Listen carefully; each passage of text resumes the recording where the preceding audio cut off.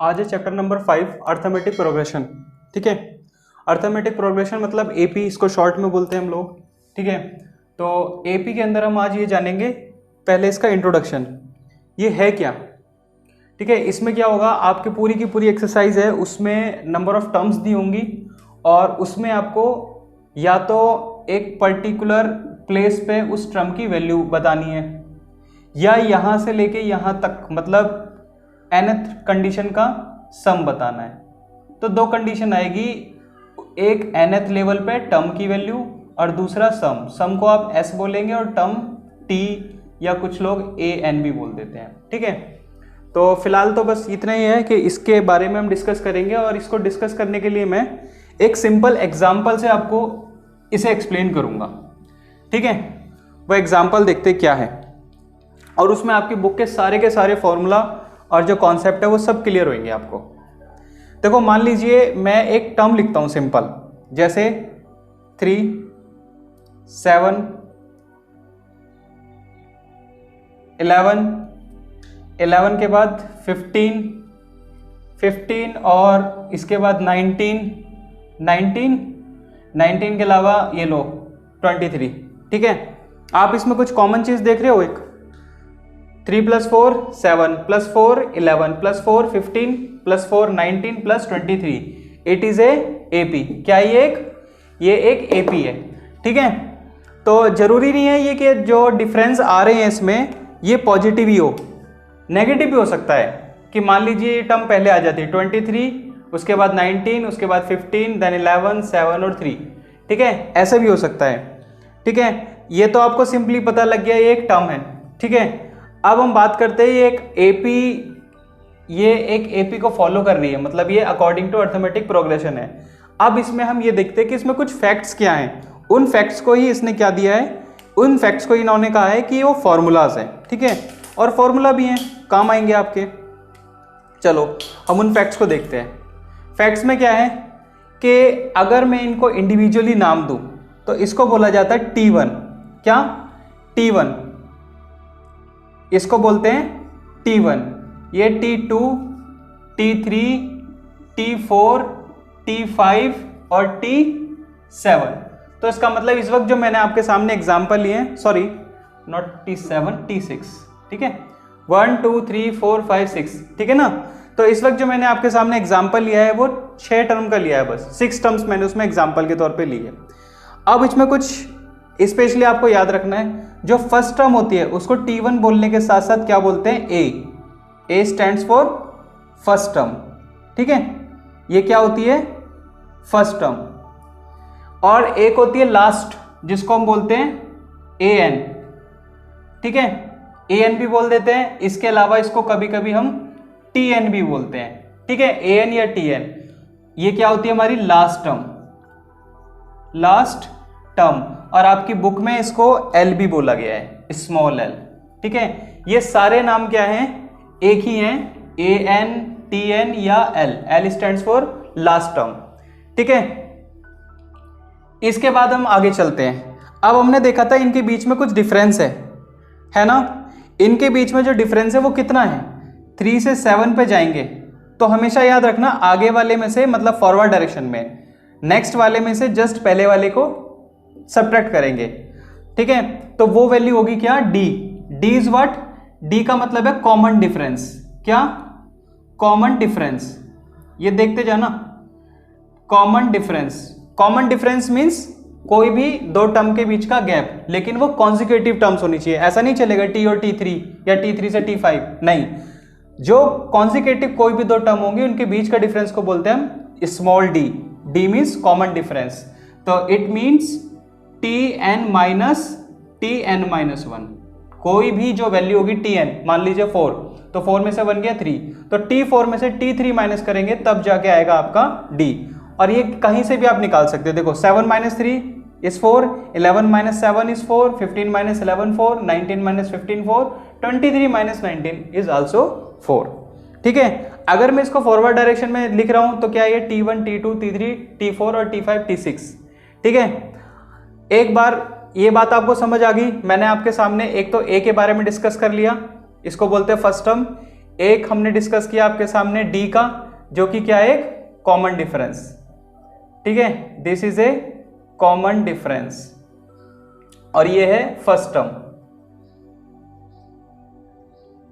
A stands for first term and D means common difference. तो अब इसमें आगे क्या है, एक तो आपको डी का इंट्रोडक्शन मिल गया, ए पता लग गया, फर्स्ट टर्म को बोलते हैं, लास्ट टर्म जो होती है उसको एल बोलते हैं, टी एन और ए एन भी कह सकते हैं उसको। ठीक है, अब हम बात करते हैं सीधे इसमें कुछ फॉर्मूले के ऊपर। ठीक है, वो फॉर्मूला क्या है, एक आपको मिल गया टी। टी हमने क्या डिस्कस किया था, टी का मतलब टी नहीं डी, डी का मतलब है हमारे पास D stands for T N minus one. ठीक है, किसी भी लेवल पे अगर आपको डी निकालना है तो जो भी नंबर की टर्म है उससे ठीक पहले वाली प्रीडिसर टर्म को उसमें से माइनस कर दो, उसके सब्ट्रैक्शन के बाद जो वैल्यू होगी वो आपका डी होगा। ठीक है, आगे चलते हैं। तो इसमें जो कॉमन डिफरेंस है वो क्या है, +4 का है ना, ऐसे जा रहे हैं देखो, +4 का ही तो कॉमन डिफरेंस है। 3 + 4 7 + 4 11 + 4 15 + 4 19 + 4 23। ठीक है, अब हम करते हैं मुद्दे की बात, वो क्या है, T3। मान लीजिए T3 की अगर हम बात करें तो T3 एक्चुअल में है क्या, T3 है ए में 4 + 4। ठीक है, जिस भी टर्म पे हम जाएंगे आप वहां पे देखो D को उससे ठीक एक कम बार काउंट किया गया है। जैसे T3 की बात करें तो देखो D कितनी बार जोड़ा गया है यहाँ पे, 1 और 2। T4 अगर T5 की बात करें, T5 में देखो 1 2 3 और 4। ठीक है, तो जो D की वैल्यू है वो कितनी वैल्यू जुड़ती है उसमें, ठीक एक कम। तो इसका मतलब इससे फॉर्मूला क्या बनता है, इससे फॉर्मूला बनता है Tn is equal to A plus, क्या हमने देखा था अगर 5 पे है या 3 पे है, 3 पे है तो 2 बार D जुड़ रहा है तो एक कम है ना, इसलिए बोलते हैं n - 1 multiply by D। This is what Tn is equal to A plus n - 1 into में D। इस Tn को कहीं कहीं पर An भी लिखा हुआ है। ठीक है, ये याद रखना। तो this is the formula for Tn। Tn means nth term, इसको हम क्या बोलते हैं, हम nth टर्म।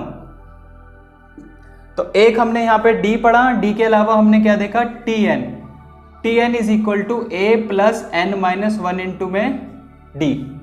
ठीक है, आगे की बात करते हैं। आगे इसमें क्या है, अब जरा मैं इसमें सम को भी इंक्लूड करूंगा। ठीक है, सम क्या होता है, सम होता है Sn, इसको हम रिप्रेजेंट करते हैं Sn से। ये जो Sn से हम इस सम को रिप्रेजेंट करते हैं, इसमें और Tn में क्या डिफरेंस है, देखो Tn का मतलब कोई भी एक पर्टिकुलर जो भी n की वैल्यू होगी, जैसे T4 बोला तो T4 की वैल्यू सिंपल 50, वो क्या होगी, सिंपल 50। लेकिन अगर S4 की बात की जाए, अगर S4 की बात की जाए, S4 का मतलब होगा S4 तक, फ्रॉम द इनिशियल T1 से लेके T4 तक के सारे वैल्यूज का सम को हम बोलेंगे S4। ठीक है, इसको मैं आपको लिख के भी दिखा देता हूं सिंपल वे में। जैसे T1 is equal to A is also equal to S1। भाई फर्स्ट टर्म है, पिछला तो कुछ है ही नहीं, तो जो 3 है 3 की वैल्यू A है और वही वैल्यू S1 है ना। तो S1 is also equal to A, it also equal to T1। लेकिन T2 से अगर हम बात करेंगे, T2 से अगर हम बात करेंगे कि S2 की वैल्यू क्या होगी, तो वो बताता है कि S2 is equal to T1 plus T2। What, T1 plus T2। और अगर हम बात करें S3 की, S3 होगा हमारा T1 plus T2 plus T3। ठीक है, ऐसे ही T4 मतलब यहां से S4 निकालेंगे तो S4 होगा आपका T1 से लेके T2 और T3 T4 तक की सारी वैल्यू जोड़ दो तो वो S4 में आएगी। ठीक है, अगर T5 की बात करें तो T5 में भी आप समझ जाओ, T5 से हम निकालेंगे S5, that means T1 T2 up to T5 तक, ये सारी वैल्यू S5 में आएंगी, मतलब sum up to 5th term. ठीक है, ये डिफरेंस होगा एक तो इसमें। अब आप इसको थोड़ा और एक्सप्लेन करना चाहो तो एक्सप्लेन भी देख सकते हो। यहां पे क्या है, A, S1 is what, simple A। यहां पे क्या होगा, T1 प्लस T2 का मतलब क्या है, T1 में क्या होगा, T1 में तो A होगा सिंपल, और साथ में क्या आएगा T2, और T2 की वैल्यू होगी A प्लस डी। देखो इस फॉर्मूले में अगर आप T2 n की वैल्यू डालो तो 2 - 1 मीन्स 1, 1 इंटू में D इज व्हाट, D आएगा सिंपल, तो A प्लस डी आएगा T2 की वैल्यू। ऐसे ही S3 की अगर मैं बात करूं तो S3 में आएगा A plus D, A plus D is value for T2 और A plus 2D this is value for T3। तो यहाँ पे 3 वैल्यू ऐड होंगे, ठीक है, ये 3 वैल्यू हैं, ये ऐड होंगे। ऐसे ही S4 की अगर हम बात करें तो A plus D, A plus 2D और A प्लस 3D। अब देख रहे हो S4 है, लेकिन यहाँ पे जो T4 है, T4 में लिख रहा हूँ A प्लस 3D, क्योंकि मैंने आपको बताया था किसी भी टर्म तक अगर हम पहुंचेंगे तो उस टर्म में जो n की वैल्यू है उससे ठीक एक कम 1 लेस टाइम्स क्या होगा, D को ऐड किया गया होगा। जैसे T6 की अगर हम बात करें तो T6 में D को कितनी बार ऐड किया गया है, 1 2 3 4 5 है ना, 6 है और D काउंट किया गया है 1 2 3 4 5 बार, ठीक है, तो एक कम रहेगा हमेशा। तो इस तरीके से अब आप जज कर सकते हो कि इसकी वैल्यू क्या रही होगी, ठीक है। इसी वैल्यू को जब ऐड कर देते हैं तो वो Sn का फॉर्मूला इवेल्यूट होके आता है और वो फॉर्मूला है n/2 ब्रैकेट में 2a plus n minus 1 into में d। This is the formula for Sn, ठीक है, sum of the terms up to n, जो भी पर्टिकुलर वैल्यू दी होगी, n/2 bracket 2a plus n minus 1 into में d, ठीक है भाई। ये डिफरेंट फॉर्मूलाज हो गए। अच्छा, एक फॉर्मूला Sn से भी हमें पता लगता है। Sn का मतलब यह है, देखो आप किसी एक पर्टिकुलर कंडीशन पे मैं आपको दिखाता हूं, मान लीजिए आप इन दो को कंपेयर करो, आप इन दोनों को कंपेयर करो T3 और T4 को। अगर T3 और T4 को कंपेयर करो तो आप क्या देख रहे हो, S3 का मतलब T1 plus T2 plus T3, जबकि S4 में क्या है T1 प्लस T2 और T4 एक्स्ट्रा आ रहा है, ठीक है। अगर मैं S4 में से S3 घटाऊं तो T4 बचेगा या नहीं बचेगा, ठीक है। तो इससे हमें क्या पता लगा, S4 minus S3 is equal to T4 आता है या नहीं भाई, देखो ना ये माइनस हो जाएगा इसमें से, तो T4 ही तो रह जाएगा। अगर मैं S4 की वैल्यू सारी लिख दूं नीचे, S4 की वैल्यू क्या है, T1 plus T2 plus T3 और T4 माइनस S3 की वैल्यू क्या है, T1 plus T2 plus T3, ठीक है। तो आप जरा देखो T1 plus T2 plus T3 T4 minus bracket के बाहर लग रहा है तो माइनस T1 आएगा, माइनस T2 आएगा, माइनस T3 आएगा, 3 से 3 गया, T2 से T2 गया, T1 से T1 गया, फाइनली T4 रह जाएगा। तो इससे हमें एक वैल्यू और पता लगी कि जिस वैल्यू पे S4 माइनस S3 हम कर रहे हैं तो जो पहले वाले की वैल्यू होगी उसी के अकॉर्डिंग आप टर्म बता सकते हो कि टर्म की वैल्यू क्या आ सकती है। इट मीन्स इसका मतलब हुआ कि अगर आपको T4 निकालना है और आपको दो कंटिन्यू वैल्यू पता है S4 और S3, तो इसके अकॉर्डिंग हम कह सकते हैं कि Tn is equal to Sn, जो वैल्यू निकालनी है वो वहां तक का सम, उससे ठीक पहले वाली टर्म तक का सम, अगर उसमें से माइनस कर देंगे तो Tn आ जाएगा, ठीक है। तो एक फॉर्मूला ये बनता है इसमें, ठीक है। ये सारा का सारा इसका इंट्रोडक्शन है।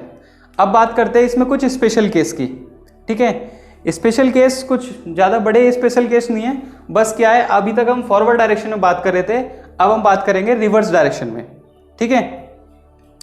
रिवर्स डायरेक्शन में बात करेंगे, इसको मैं रफ कर देता हूं।